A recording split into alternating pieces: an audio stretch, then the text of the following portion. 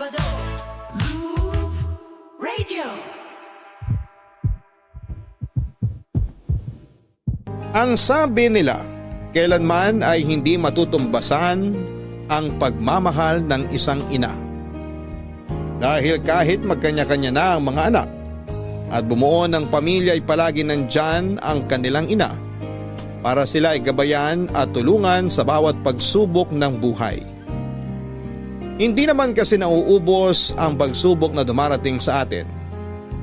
Pero minsan ang lakas na mismo natin ang nagsisimulang maubos hanggang sa tuluyan na tayong manghina. Papa Dudut, just call me Jaya, not my real name. Pero ito rin ang tawag talaga sa akin ng mommy at mga kapatid ko. 45 years old na ako sa ngayon and working as a professional musician. Dati akong miyembro ng isang kilalang banda pero ngayon ay nakafocus na ako sa paggawa ng mga kanta para sa iba't ibang singer. Matagal ko na ring libangan ang pakikinig ng programa ninyong Barangay Love Stories. Actually, isang programa ninyo sa mga nagiging inspirasyon ko sa pagsulat ng kanta. Yung mga kwento na ini-air ninyo na hango sa totoong buhay ng mga taong nakikinig. Bunso nga pala ako sa 3 magkakapatid. Panganay si Ate Marla at pangalawa naman si Kuya Marlo. Maaga kaming naulila sa daddy namin at tanging si mami na lamang ang nagtatrabaho para sa amin noon. Principal siya sa isang public school at naitaguyod niya ang pag-aaral namin hanggang sa makatungtong na ako sa kolehiyo. Nursing ang kurso na kinuha ko at nagpa-part-time job ako bilang singer sa isang restaurant na malapit lang sa bahay namin, Papa Dudut.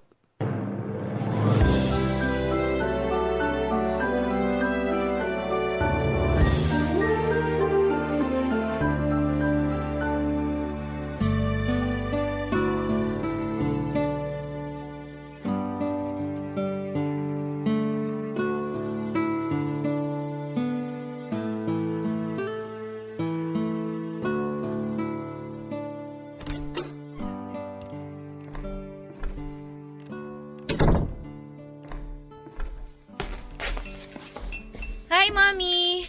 Sorry, medyo late ako nakauwi. Pakis nga po. Hindi pa naman kami tapos kumain ng Ate Marla mo. Sabayan mo na kami. Maupo ka na. Sige po, upo na ako dito. Gutom na rin po talaga ako. Sorry po talaga kung medyo late ako nakauwi ah. Ano pa bang bago doon? Ate Marla, ngayon lang naman ulit ako medyo na late ng uwi ah. Ngayon lang? Sigurado ka? Marla, tama na yan. Nasa harap tayo ng hapagkainan kaya ituloy mo na lang yung pagkain mo. Jaya, ito ang kanin. Ikaw na lang ang kumuha ng ulam na gusto mo. Meron tayong tinola, tsaka pritong bangus. Mapaparami yata ang kain ko ngayon. Sakto, hindi po ako nag-lunch kanina. Bakit hindi ka nag-lunch? Huwag mo sabihing nagtitipid ka na naman. Hindi po, Mami. Medyo nagda-diet lang po talaga ako. Bakit ka naman magda-diet? Ang payat-payat mo na. Sumiskip na rin po kasi sa akin yung mga pantalon ko eh. Di bumili tayo ng bagong pantalon mo. Okay pa naman po yung mga pantalon ko. Wala pang sira tsaka hindi pa kupas. Kesa naman bumili tayo ng bago. Magda-diet na lang po ako para magkasya ulit sa akin. Sa bagay. Bakit po pala wala pa si Kuya Paulo? Nag-text siya sa akin. Nagsabi na gagabihin daw siya ng uwi. Inaasikaso daw nila yung thesis nila ngayon. Thesis daw talaga ah. Nakikipag-date lang naman yun si Kuya. Pwede ba, Jaya?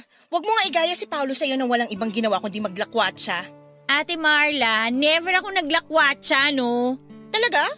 Kaya ba palaging mababa grades mo? Medyo mababa lang naman pero at least naipapasa ko lahat ng subject ko. Pasado nga. Pasang-awa naman. Marla, tama na yan. Kaya palaging kinagabi ng uwi yang si Jaya, Mami, kasi panay lakwatsa. Hindi ako nagsisinungaling. Hindi nga ako naglalakwatsa. Rumarakit lang ako at alam ni Mami yon. Kasama ba sa racket mo na yan ang pag-inom ng alak at paninigarilyo? Ha? Ano bang pinagsasabi mo, ate? Wala naman akong bisyo, no? Kung ganon, bakit amoy sigarilyo ka? Didikit talaga sa akin yung amoy ng Yossi kasi sa restaurant ako kumakanta kasama ng banda ko. Para namang bago sa'yo yung racket ko, ate. Matagal mo nang alam na doon ako dumidiretso pagkatapos ng klase ko. Pwede ka naman kasing hindi rumakit. Hindi naman tayo nagigipit Natutulungan ko na si Mami sa mga gastusin dito sa bahay. Kapag hindi mo natapos yung pag-aaral mo at nag-focus ka sa pakanta-kanta mo na yan, sa tingin mo ba makakatulong ka sa mga gastusin dito sa bahay? Marla, ano ba? Gusto ko lang naman pong sabihin na kung nagfo-focus na lang si Jaya sa pag-aaral niya, mas makakatulong siya dito sa bahay na to. Sabi ng tama na yan. Tapusin mo na yung kinakain mo bago pa tayo mawalan ng gana pare-pareho. Tapos na po akong kumain. Hindi pa ubos yung kanin at ulam mo, Marla. Nawalan na po ako ng gana. Papasok na po muna ako sa kwarto ko. May mga trabaho pa akong kailangan tapusin. Excuse me po.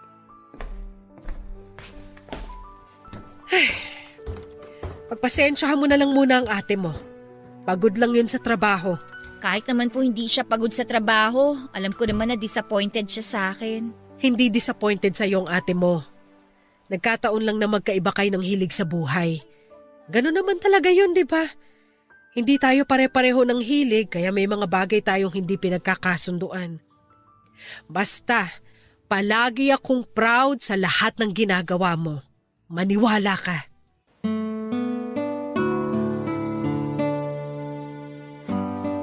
Papadudot karamihan sa isang pamilya. Ang bunso ang pinakabida at paborito. Pero sa bahay namin ako na bunso ang hindi paborito at ang pinakakontrabida lalo na sa paningin ng ate Marla ko. Palagi na lamang akong walang ginagawang tama noon sa paningin niya. Pati nga yung pangarap ko na maging singer, inaharangan niya palagi. Sinunod ko na nga yung gusto niya na kumuha ng course na nursing. Pero pinapakialamanan niya pa rin ang pagsali ko sa band na noon. Nangako naman ako na hindi ko pababayaan ang pag-aaral ko pero bawat kilos ko ay mali na kaagad sa paningin niya. Palibhasa kasi. Graduate siya na magna cum laude at naging successful na arkitekto para mataas ang tingin niya sa sarili. Si Kuya Paulo naman ay palaging walang komento kapag may mga oras na nagtatalo kami ni Ate Marla. Siguro kasi ayaw niya na sa kanya mabaling ang sermon ng ate namin. Mabuti na lang talaga sa kabila ng pagiging kontrabida ni Ate Marla sa buhay ko. Nandun si Mami na palaging tagapagtanggol ko at number 1 supporter sa pagkanta ko. Sabi nga niya kay daddy ko raw na mana ang galing sa pagkanta. Yun din daw ang dahilan kung bakit na in love siya kay daddy noon. Dahil sa ganda ng boses nito. At sa tuwing narinig niya akong kumanta, naaalala niya lagi sa akin si Daddy. Kaya naman sinusuportahan niya talaga ang pagkanta ko. Lalo na noong nagdesisyon ako na huminto na sa pag-aaral at mag-focus na lamang sa pagkanta. Kasunod noon ay ang pag-alis sa bahay namin para tumira sa isang apartment kasama ang kabanda ko.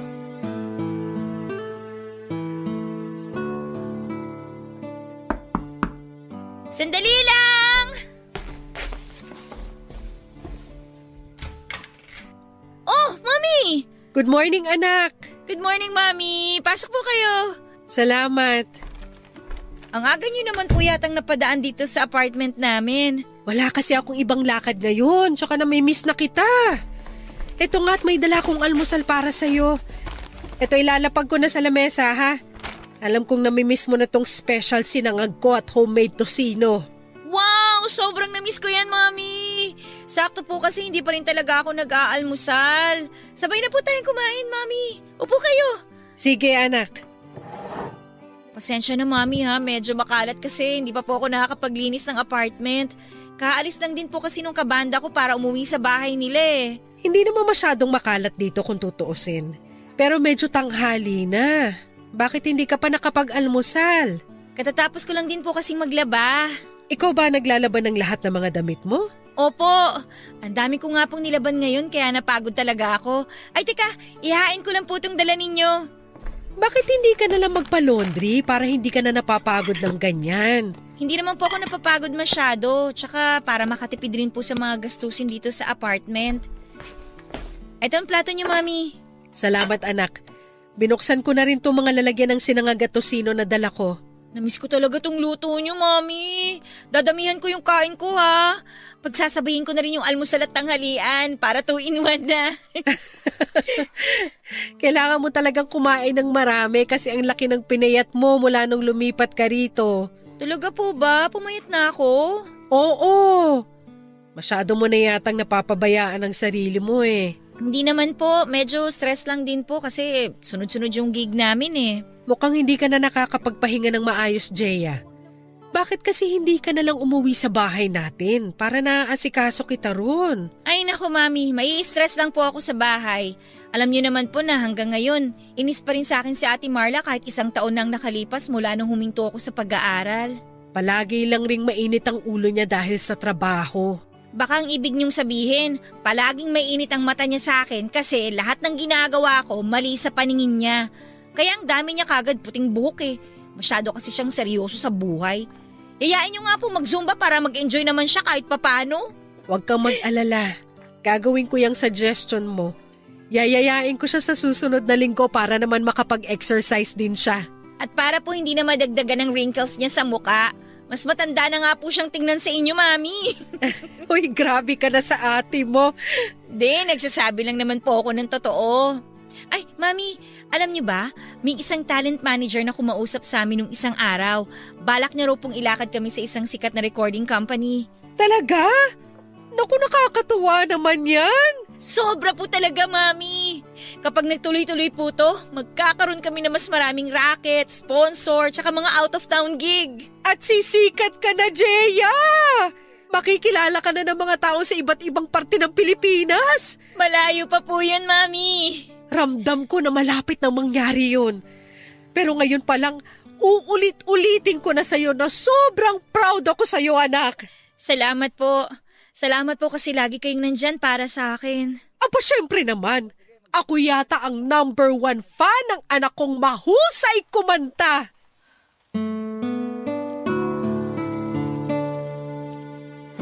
Papadudot na sa 3rd year college na ako nang magdesisyon akong huminto sa pag-aaral. Galit na galit si Ate Marla na parabang siya na ang nagpapaaral sa akin. Ang sabi niya ay dapat daw ay hindi ko sinasayang ang buhay ko sa pagbabanda dahil wala naman daw yung patutunguhan. Pero nang mga panahon na yon, desidido na talaga ako kasi hindi na talaga ako nag-i-enjoy na mag-aral lalo na sa kursong hindi ko naman gusto. Yun din ang dahilan kung bakit umalis na ako sa bahay namin. Nung una ay sobrang nanibago at nahirapan talaga ako na mag-adjust. Yun kasi ang unang pagkakataon na umalis ako sa bahay namin para mag-solo. Tapos sanay pa ako na palaging inaasikaso ni Mommy. Yung kapag nagutom ako, palaging may pagkain na nakahain sa lamesa. Yung hindi na uubusan ng pagkain sa ref na pwede kong kainin kahit kailan ko gusto. Pero sa apartment ng kabanda ko ay kailangan kong makisama. Hindi pwede na ako lang ang kakain o kaya ay hindi ako mag-share. Tapos magkaiba rin kami ng ugali kaya kailangan talaga na makisama. Pero mas okay na yon. Kaysa naman doon ako sa bahay namin na palaging mali ang ginagawa ko sa paningin ni Ate Marla.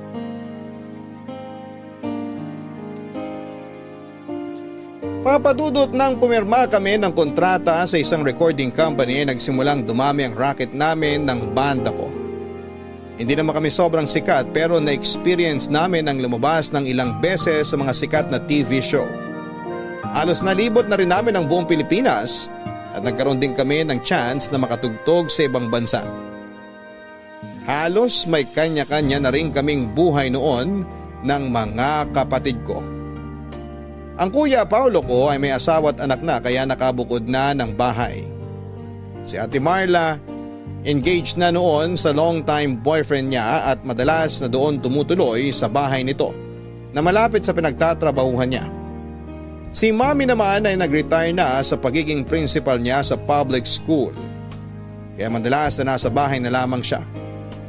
Naging mga busy na talaga kami noon lalo na sa pagkayod para sa mga sarili namin.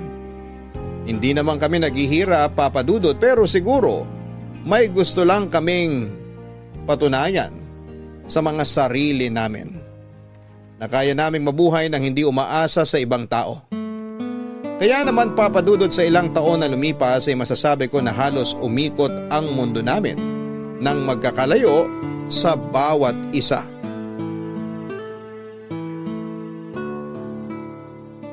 Mami, ang sarap nitong kare-kare nyo ah. Kahit walang alamang masarap na.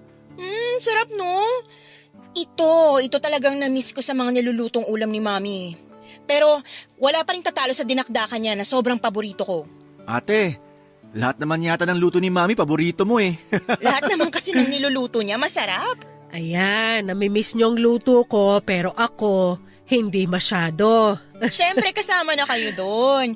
Kayo at ang luto niyo ang palagi naming namimiss dito sa bahay.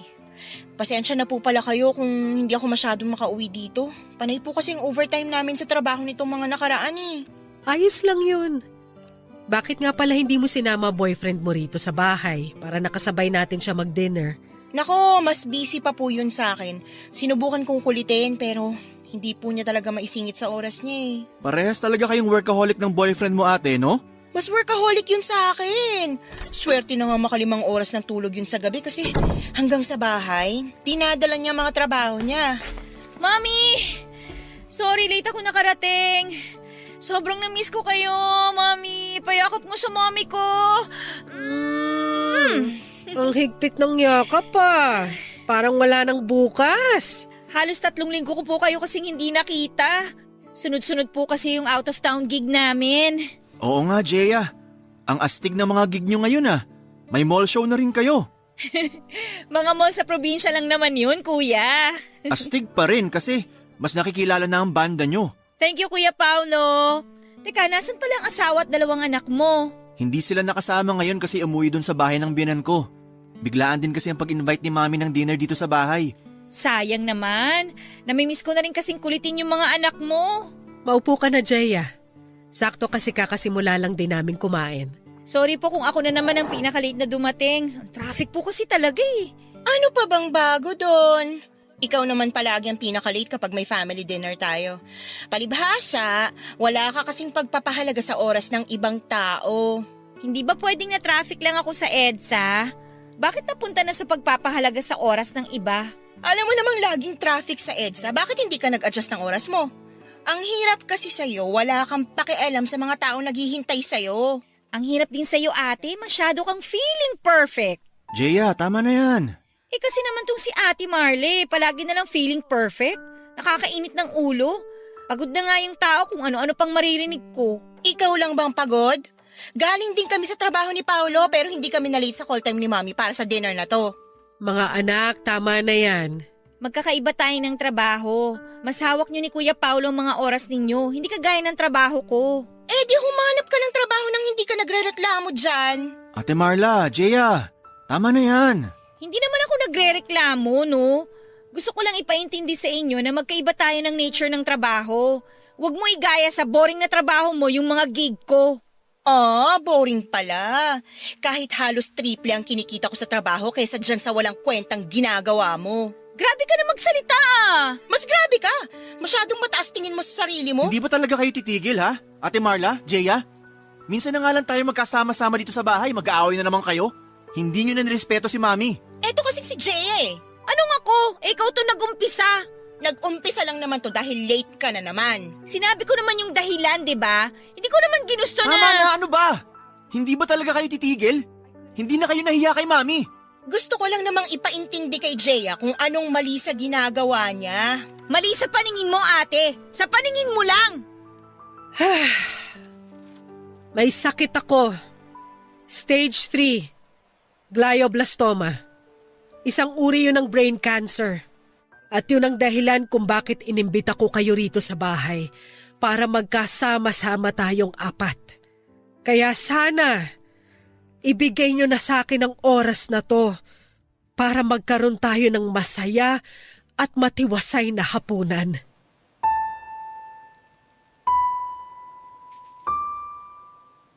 Papa Dudut, sabay-sabay kaming natahimik na 3 sa biglang sinabi ni Mami. Kaagad na nanikip ang dibdib ko nang marinig ko ang sinabi niya tungkol sa sakit niya. Hindi ako makapaniwala lalo na noong mahinahon niya pa yung sinabi sa amin. Una, ang rehistro sa utak ko ay nagbibiro lamang si Mami. Gusto ko talagang isipin na biro lang ang lahat. Pero kilala ko ang nanay ko. Hindi siya kailanman gagawa ng kahit na anong biro tungkol sa bagay na yon. Kaya sobra kong pinigil ang luha ko ng mga oras na yon. Nag-guilty rin ako kasi inisip ko na dapat ay hindi ako na late sa dinner namin na yon, Papa Dudut. Na dapat ay mas inagahan ko pang uwi sa bahay dahil minsan lang kaming imbitahan ni Mami na kumain ng sabay nang walang kahit na anong okasyon. At dapat ay nagtimpi na lamang ako para hindi kami nag-away ni Ate Marla. Doon ko lang na-realize kung bakit madalas akong tawagan o i-text ni Mami para kumustahin noon. Akala ko ay nami-miss niya lamang ako kaya niya ginagawa yon. Yun pala ay may iba na siyang mas malalim na kadahilanan. Pero pagkatapos ng gabi na yon, ay hindi na kami nag-aksaya pa ng oras. Sinamahan namin si Mami sa mga follow-up check-up niya hanggang sa magsimula na ang chemotherapy niya. Wala namang problema sa pera dahil kaya naming mag-share para sa mga gastusin. Dahil ako ang pinakamadalas na out of town, ang ginagawa ko na lang para makabawi kahit papaano ay palagi akong tumatawag pagkatapos ng mga gig ko para kumustahin si Mami. Pero Papa Dudut, sa oras na matapos ang gig ko, kahit saan mang lugar ako naroroon, sinisikap ko na dumiretso uwi sa bahay namin para puntahan si Mami.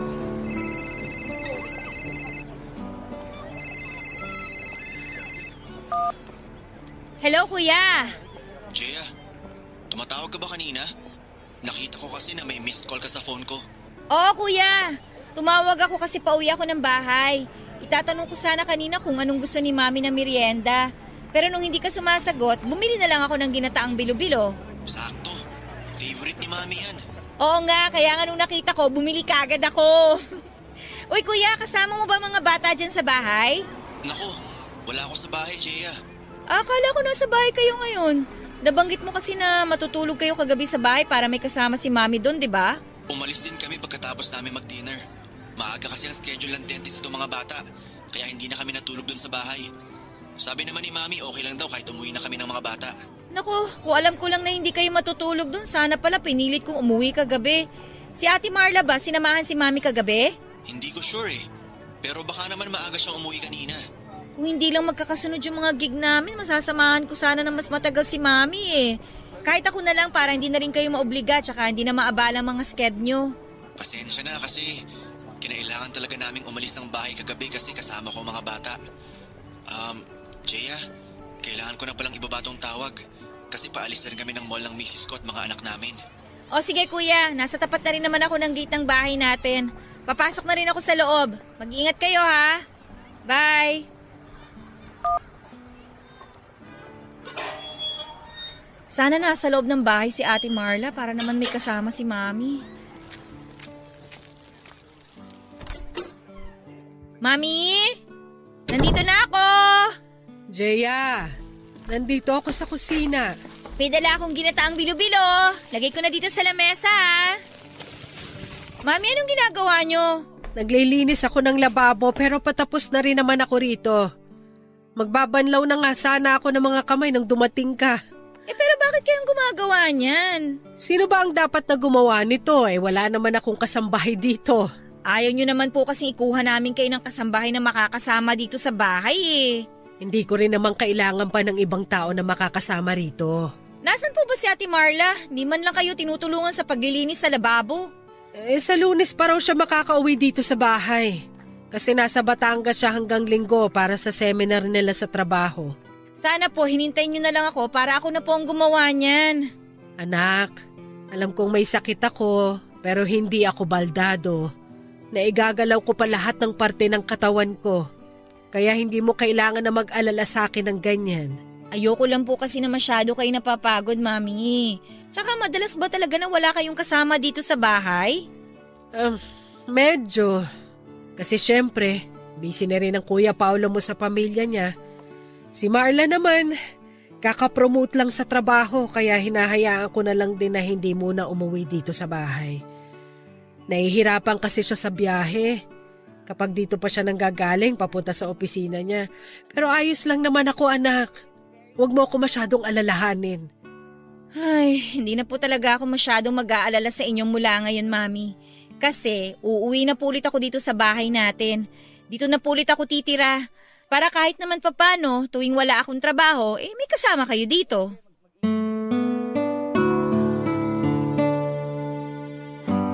Papadudot nang magsimula ang chemotherapy ni Mami ay mas dumadami naman ang racket namin ng banda ko. Nagkaroon pa kami ng mas maraming out of town na mga gig at mas lumaki ang bayad sa amin. Hindi ko naman pwedeng basta na lamang bitawan ang mga gig na yon dahil matagal na yung nakaschedule at kailangan ko rin ng perang pandagdag sa mga panggastos para kay Mami. Pero sinisigurado ko na palagi akong tumatawag kay Mami, Papadudot. Hindi ko inaasahang madalas pala na walang kasama si Mami sa bahay na labis kong pinag-alala. Sa ganong kalagayan niya hindi pwedeng palagi siyang mag-isa lalo na't may mga oras na bigla siyang nahihilo. Mabuti na lang talaga at wala na kaming masyadong gig sa malalayong lugar noon. Papadudot yon ang nagtulak sa akin na bumalik sa bahay namin at doon na ulit tumira para masamahan si Mami. Naisip ko na oras na para maibalik ko lahat ng mga pag-aalaga na ginawa niya noon sa akin. Oras na para bumawi ako kay Mami. Papadudot, alam ng manager ng banda namin ang naging sitwasyon ko sa bahay. Kaya naman naintindihan niya ang request ko na huwag tumanggap ng gig sa malalayong lugar. Hanggat pwede ay wala munang out of town para makauwi agad ako sa bahay namin. Pinagbigyan naman ako ng manager namin at sinabi niya na siya na ang bahala. Pero syempre dahil kahit papaano ay naging umugong ang pangalan ng banda namin, noong mga panahon na yon ay may mga oras na 2 o 3 magkakaibang lugar ang pinupuntahan namin. Madalas madaling araw o malalim na ang gabi ang uwi ko sa bahay, Papadudot. Sinasabihan na nga rin ako ng mga kabanda ko na sumama na lamang sa hotel kung saan sila nag-check-in para magpalipas ng gabi o magpahinga. Pero palagi kong pinipili na umuwi sa bahay namin. Lalo na kapag alam ko na may check-up o therapy si Mami dahil gusto ko na ako ang kasama niya. Gusto ko na palagi kaming magkasama at gusto ko na makita niyang ginagawa ko ang lahat para magkaroon siya ng dahilan na labanan ang sakit niya. Tulog na ba ang mga bata? Opo, nandun na po sila sa kwarto ko kasama ang mama nila. Mukhang napagod ang asawa mo sa pagluluto kanina. Nako, hindi po. Sanay naman po yun na magluto. In fairness ang sarap ng embutido na ginawa ng asawa mo. Special recipe niya talaga yun. At kapag may handaan sa bahay nila, yung embutido na gawa niyang kauna-unahang nauubos. Mukhang kailangan ko na magpaturo sa kanya kung paano gumawa ng embutido. Kakaiba talaga yung lasa na gawa niya, ang sarap. Nagustuhan ko rin talaga yung embutido. Sayang hindi niya naririnig yung sinasabi niyo. Pero makakarating po yan sa kanya bukas. At sigurado ako na matutuwa siya sa mga sinabi niyo. Kasi gustong-gusto niya talaga na pinupuri ang mga niluluto niyang pagkain. Masarap naman kasi talaga magluto ang asawa mo. Pero syempre, doon pa rin ako sa luto ni Mami na kahit kailan hindi ko pagsasawa ang kainin. Pero wala naman akong kahit na anong niluto kanina. Ayos lang po yun kahit wala. Ang importante, nag-enjoy kayo sa mga hinanda kanina. O siya, maiwan ko na muna kayo rito sa sala. Mauuna na ako magpahinga sa inyo. Iatid ko na po kayo sa kwarto niyo, Mami. Hindi na. Kaya ko namang maglakad. Pakisabi na lang kay Marla na hindi ko na nahintay yung tsaa. Inaantok na rin kasi ako.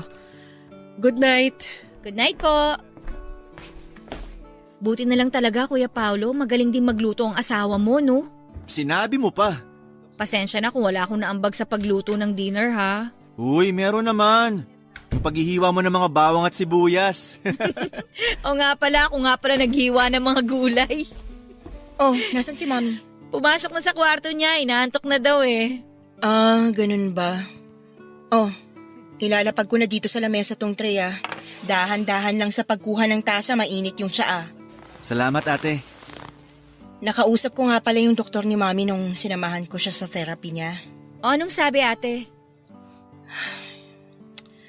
Hindi na raw maganda yung lagay ni Mami.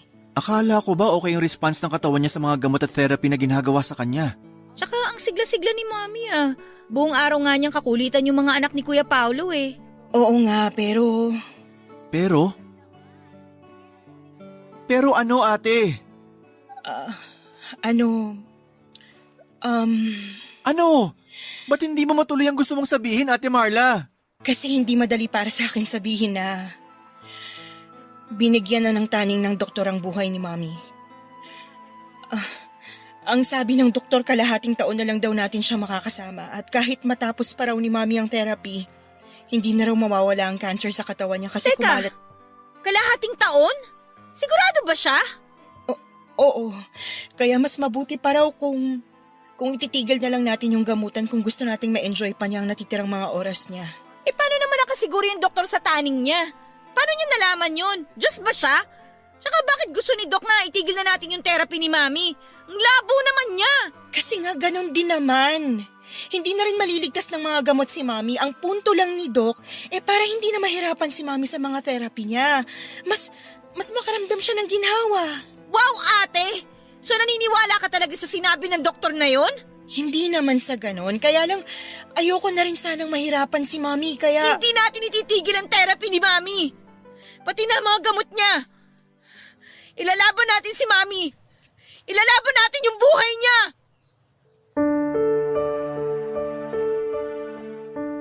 Papadudod sa bawat therapy ni Mami ay never kong narinig sa kanya na nahihirapan na siya. At gusto na niyang itigil ang lahat. Kahit na nakikita ko ang malaking pagbabago sa katawan niya. Hindi nawala ang ngiti sa mga labi niya sa tuwing magkakausap kaming dalawa. Malaki ang pinayat ng katawan ni Mami, nalagas na rin ang buhok niya. Umumpak ang muka at lumalim ang eye bags. Ayaw niya nga rin na mag-wig dahil mainit daw sa ulo kaya manipis na balaba lamang ang madalas niyang ginagamit.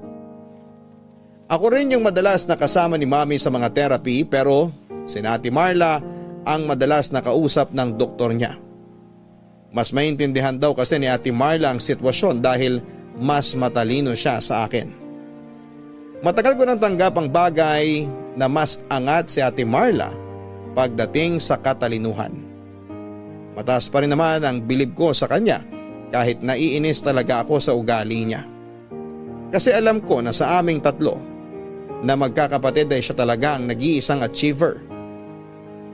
Pero hindi ko maintindihan kung bakit gano'n na lamang kadali para sa kanya ang isuko ang laban para kay Mami.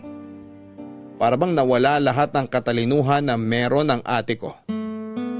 Hindi ko talaga inaasahan na sa kanya ko pa unang maririnig na hindi na namin dapat ilaban pa si Mami.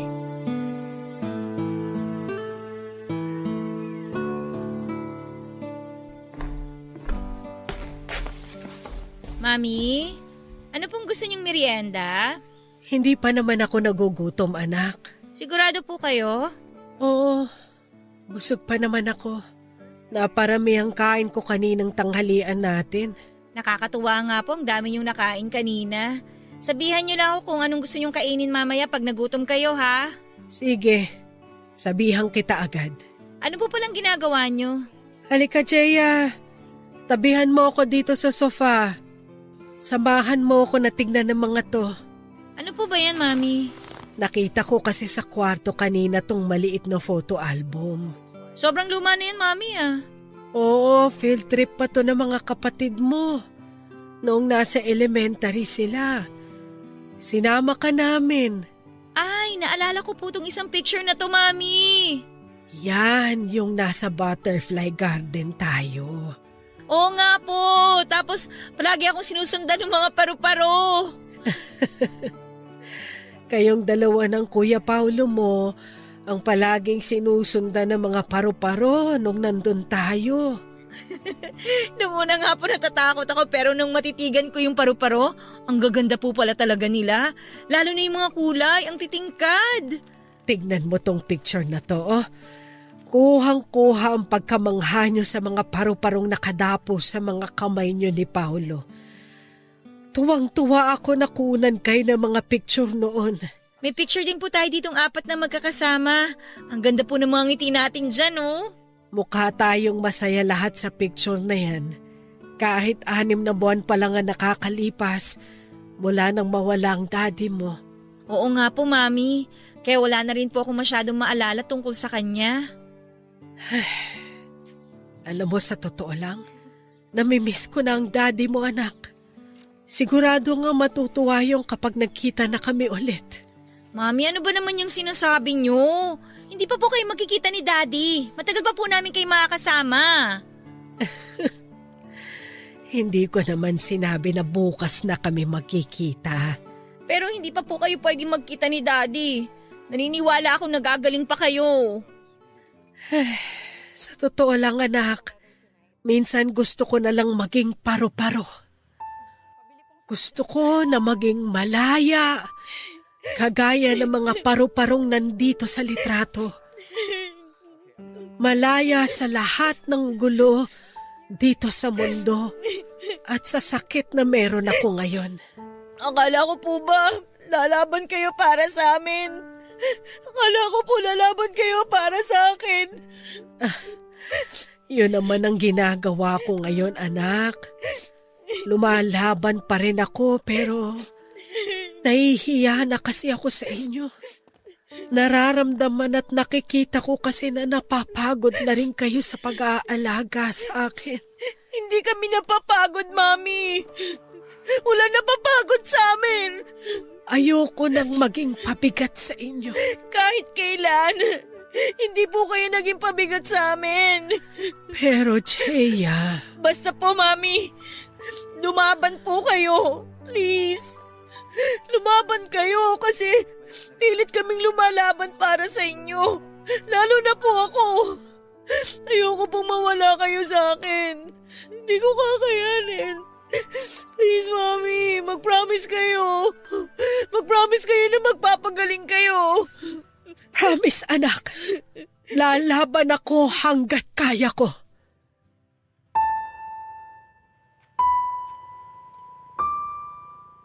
Papadudot nang makausap ko ang doktor ni Mami, sinabi niya sa akin na napakaliit na ng chance na mawala ang cancer niya lalo't umakyat na ito sa stage 4. Pero ang mas masakit doon ay nang marinig ko rin mula sa doktor mismo na wala ng 1 taon ang itatagal ng buhay ni Mami.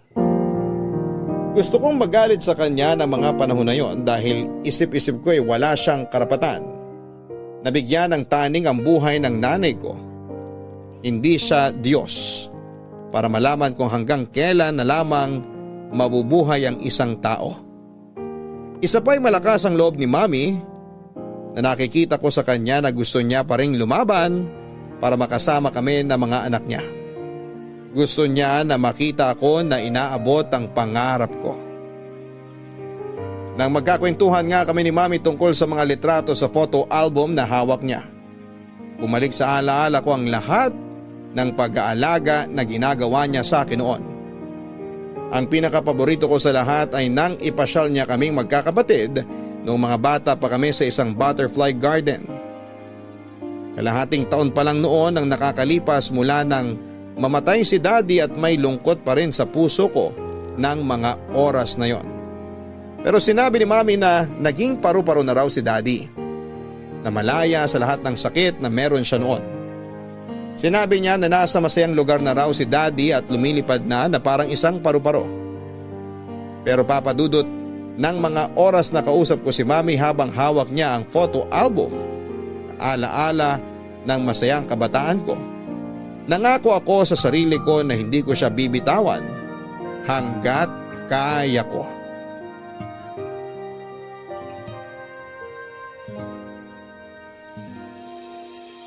Papadudot tuluyan ng kumalat ang cancer sa iba pang organs ni Mami kaya mas lalo nang lumiit ang napakaliit na chance na gumaling siya. Ang sabi nga ng doktor ay wala na talagang gamot o therapy ang makakapagpagaling sa sakit niya. Ayoko talagang maniwala kasi nakikita ko naman na malakas siya. Oo, malaki ang pinayat ng katawan ni Mami at hirap na siyang makalakad pero andun pa rin ang energy niya. Andun pa rin ang pag-asa niya, nagagaling siya at makakasama pa namin siya ng matagal. Ilang beses akong kinausap ni Ate Marla na itigil na namin ang mga gamot ni Mami at hayaan na lamang namin na maging masaya ang nalalabing araw ng buhay niya. Nagalit talaga ako kay Ate Marla kasi kahit siya ay parang tinaningan niya na rin ng buhay ng mami namin. Hindi ko maintindihan kung ano bang dahilan ng pag-iisip niya ng ganong bagay. Bakit parang napakadali lang sa kanya na isuko si Mami. Pero nanindigan ako sa desisyon na hindi namin ititigil ang pagpapainom ng natitirang gamot ni Mami. Hanggang isang araw ay biglang nanikip ang dibdib niya kaya kaagad namin siyang isinugod sa ospital. Na cardiac arrest na pala si Mami. Nailigtas ng mga doktor ang buhay ni Mami kaya lang ay na-comatose naman siya, Papa Dudut.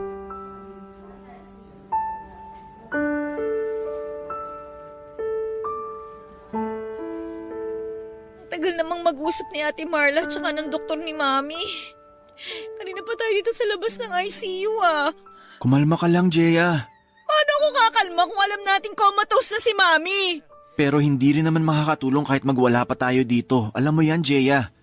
Kaya wala tayong ibang magagawa kundi piliting ikalma ang mga sarili natin. Natatakot kasi ako, Kuya Paolo Natatakot ako na baka mawala na sa atin si Mami. Hindi ko pa kaya. Ayoko pa. Hindi mangyayari yan, Jeya. Sabi ni Mami nung last dinner na magkakasama tayo, lalaban siya para sa atin ng mga apo niya. Kaya alam ko na lalaban pa rin siya hanggat kaya niya. At kailangan na matatag tayo sa oras na magising siya. Kailangan na matatag ka, Jeya. Oo, Kuya. Magiging matatag ako para kay Mami. Lumabas na si Ate Marla at ang doktor. Palapit na rin si Ate Marla dito sa atin. Salubungin na natin siya. Sige, Kuya. Ate Marla, anong sabi ng doktor? Ang sabi ng doktor, kumalat na talaga ang cancer sa utak ni Mami. Pero magigising pa naman siya, di ba? Ate, ano? Bakit hindi ka magsalita? Magigising pa naman si Mami, di ba? Makakausap pa natin siya. Makakasama pa rin natin siya, di ba? Makina na lang ang dahilan kung bakit humihinga pa si Mami ngayon at kapag nagdesisyon tayo na itigil ng... Anong ititigil? Anong desisyon? Wala tayong dapat na itigil, Ate Marla. Tsaka bakit ba ayaw mo sagutin yung mga tanong ko? Kasi alam ko namang alam mo na kung anong mga sagot sa tanong mo, Jeya. Sobrang liit na lang ng chance na magising si Mami. Pero may chance pa rin! May chance pa rin na magising pa rin si Mami! At hindi ko bibitawan ang chance na yon! Ate Marla, kung tungkol sa mga gastusin dito sa ospital, pwede naman natin pagtulong-tulungan yun, di ba? Kakayanin natin i-cover lahat ng gastusin dito! Tapos ano? Pahihirapan na naman natin si Mami. Si Mami ang nagsabi sa atin noon na gusto niyang lumaban para sa atin. Para mas makasama pa niya tayong lahat. Bakit ba palagi napakadali para sa'yo yung bitiwan siya, ha? Jeya, Ang tigas naman ng puso mo, Ate Marla! Parang hindi ka anak ni Mami para maisip mo na bitawan na lang siya basta-basta! Hindi rin madali sa akin ang lahat, Jeya. Palibasa ikaw, wala ka nang ibang inisip kundi ang sarili mo. Hindi mo ba nakikita kung gaano nahihirapan si Mami para lang lumaban ng dahil sa pangako niya sa atin? Jeya, ang payat-payat na ni Mami. Bago siya makumatos, nahihirapan na siya sa bawat pagkilos at paghinga niya.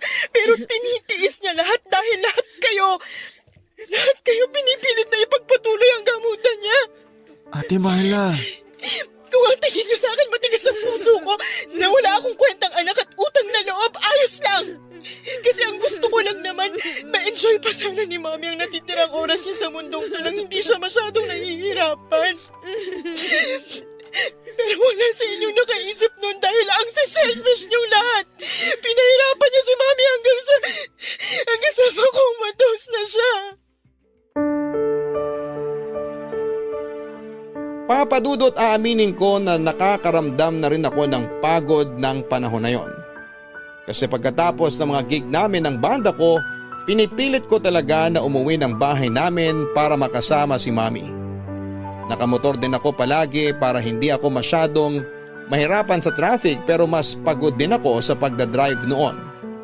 Maswerte na rin na magkaroon ako ng tulog o pahinga na mahigit sa 2 oras dahil kulang na lang ay hindi mawala si Mami sa paningin ko. Ang mga ngiti niya rin nasasalubong sa akin sa bahay ang nag-iisang dahilan kung bakit at paanong nababawasan ang pagod na nararamdaman ko. Hindi dahilan ng pagod na yon para bitawan ko siya, Papadudot. Kasi sa totoo lang ay para sa akin ay nagsisimula pa lang talaga noon ang career ko. Nagsisimula pa lamang ako sa pagbuo ng pangalan ko at gusto ko na makita ni Mami na hindi ako isang failed daughter, na may narating din ako at hindi patapon ang buhay ko. Gusto kong makita niya kung gaano ka-successful ang bunso niyang anak.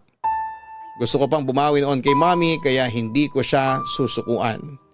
Hindi ako bibitaw hanggat nararamdaman kong lumalaban pa rin siya, Papadudot.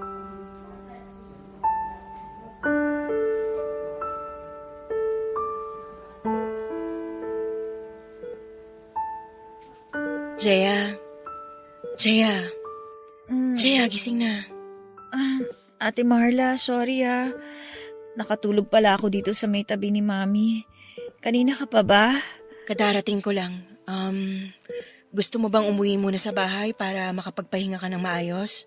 Hindi ate, ayos lang ako dito. Eto nga palang kape, dinalan kita. Salamat. Iinumin ko na lang mamaya. Parehas nga pala kayo ni Mami, pinapalamig muna ang kape bago inumin. Gusto kasi namin na diretso na kagad na maubos yung kape kaya hinihintay muna naming lumamig. Parehas naman kami ni Paolo na namana kay Daddy na kahit nakakapaso pa ang init ng kape, inuunti-unti agad naming inumin. Jaya, alam ko na hindi talaga tayo masyadong close pero mali ka sa iniisip mo na matigas ako.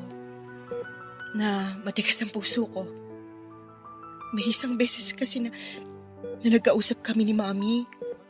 Ang sabi niya, napapagod na raw siyang magpagamot. Napapagod na siyang lumaban. Sinabi niya yon? Oo. Sinabi niya pagkatapos ipaalam sa atin ng doktor na hindi napigilan ng cancer na kumalat sa ibang organs niya.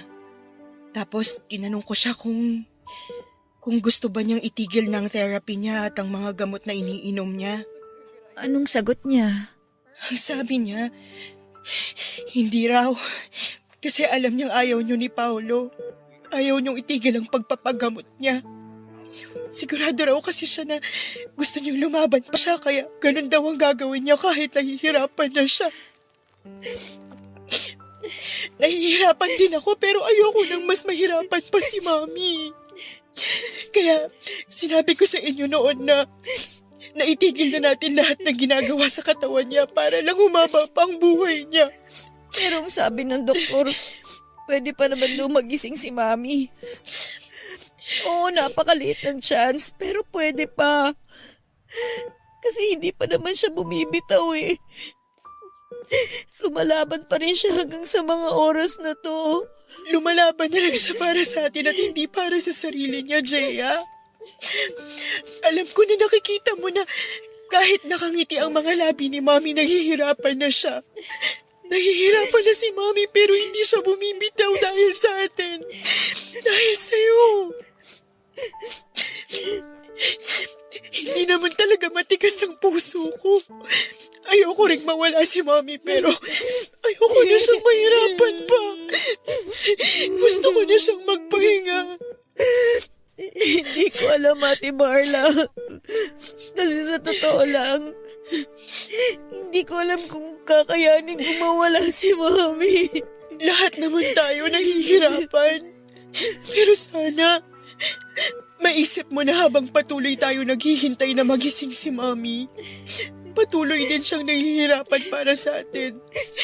Jaya, hindi talaga madali to pero baka oras na. Oras na para bumitaw tayo. Hindi, ayoko. Hindi bibitaw. Hindi ko susukuan si Mami. Kung pagod na kayo, sige. Umalis na kayo lahat. Basta ako, ilalaban ko si Mami hanggang sa huli. Sige, lalabas na muna ako para kausapin ng doktor ni Mami. Mami, Mami, alam ko naririnig mo ako. Alam ko na nararamdaman mo ang higpit ng pagkakahawak ko sa kamay mo. Mami, sobrang miss na kita. Yung mga yakap mo, mga kwento mo, tsaka yung mga ngiti mo. Mami, gigising ka pa naman, di ba? Kasi babawi pa ako sa'yo eh. Makikita mo pa ako na kumakanta sa mas malaking stage. Makikita mo pa ako na inaabot yung mga pangarap ko. Eto pa lang ako. Nagsisimula pa lang tayo, kaya please, gumising ka na.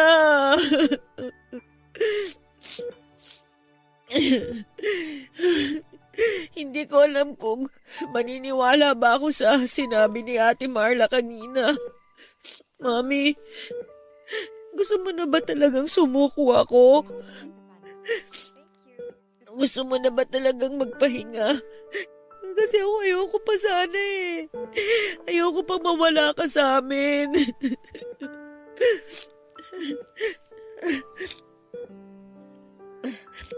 Paru-paro? Mami, tingnan mo. May paru-paro dito sa braso mo. Ang ganda ng kulay niya. Sigurado ako matutuwa ka sa kanya kasi...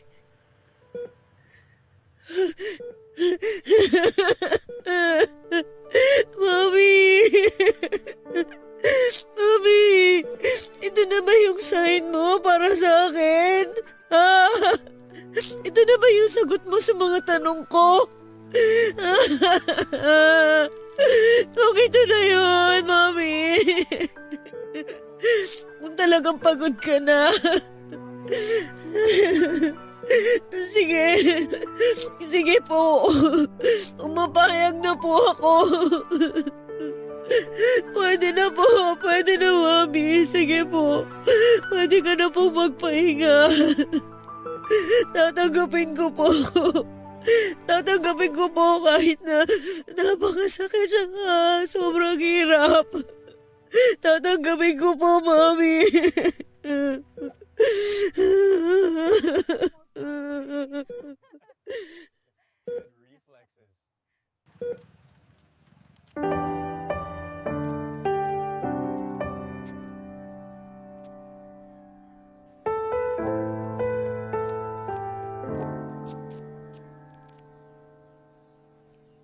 Papadudot, wala sa bokabularyo ko noon ang salitang pagsuko sa kalagayan ni Mami. Handa akong ubusin ang savings ko para lamang hintayin na magising siya. Naniniwala kasi ako noon na babalik siya. Na magigising siya ulit at makakasama pa namin, kaya ayoko talagang bumitaw. Kahit parang ako na lamang talaga noon ang kumakapit at naniniwala sa bagay na yon. Handa pa rin ako na maging matatag at maghintay na gumaling siya. Pero nang makausap ko si Ate Marla at humingi siya ng sorry pagkatapos niyang magpaliwanag, nagsimula akong maguluhan sa nararamdaman ko. Inisip ko kung dapat ko pa ba talagang ipagpatuloy ang pakikipaglaban para mabuhay si Mami. Kung dapat ko pa bang ilaban ang gamutan sa kanya kahit sobrang liit na ng tsansa na magising siya. Kahit pikit ang mga mata niya, nakikita ko kung gaanong nahihirapan ang katawan ni Mami. Sa dami ng aparatong nakadikit sa kanya ay alam ko na hindi siya komportable kung may malay man siya. Pero gusto ko pa rin siyang ilaban. Gusto ko pa rin siyang makasama ng mas matagal. Pero ang hindi ako sigurado ay kung yun din ba ang gusto niya na mangyari noon. Papadudot, humingi ako ng sign kay Mami kung gusto niya na bang bumitaw ako. Gusto ko na maramdaman ko na sa kanya galing mismo na kailangan ko na siyang palayain. Kasi sa totoo lang ay kung ako ang tatanungin ay hindi ko pa kaya. Ayoko pa. Ayoko pa siyang mawala sa buhay ko. Pero nang makita ko ang paru-parong dumapo noon sa kamay niya na lumipad papunta sa kamay ko, yun ang naging sign ko para tuluyan ko na siyang bitawan. Alam ko na sign na yon dahil walang bukas na bintana sa ICU room na pwedeng maging daanan ng paru-paro.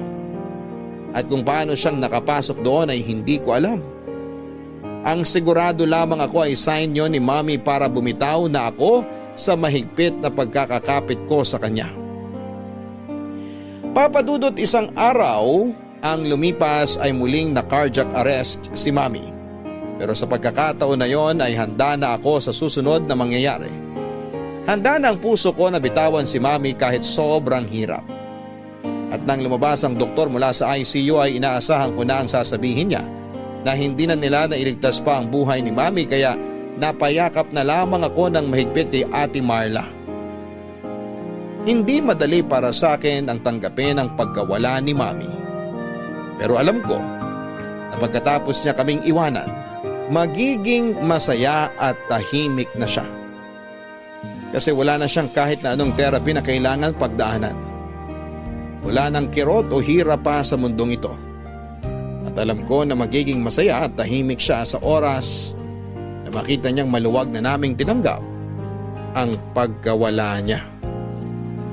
Mahigit 2 dekada na rin po ang lumipas mula na mawala si Mommy Papadudot. Hanggang ngayon nga ay naluluha pa rin ako habang sinusulat ang kwento ko na ito. May kirot at lungkot na alam kong mananatili na lamang na malalim na peklat dito sa puso ko. Ang mahalaga ay natanggap ko na ang pagkawala ni Mommy at sigurado ako na masaya siya kasi natupad ko na ang mga pangarap ko at naging mabuting asawa at ina rin ako na kagaya niya. Maraming salamat po sa pagbibigay ng oras na mai-air ang kwento ko sa tanghaling ito. At sana po'y nakapag-iwan ito ng aral sa ating mga kabarangay. Ang inyong forever kapuso at kabarangay, Jeya. Maraming salamat, Jeya, sa pagsulat mo sa aking programa dito sa Barangay Love Stories. Ramdam ko ang lungkot ng ating mga kabarangay na nakapakinig ng kwento mo, pero sigurado ako na malalim ang aral na naiwan mo sa kanila. Ang aral na sadyang maikli ang buhay nating lahat. Kaya dapat na palagi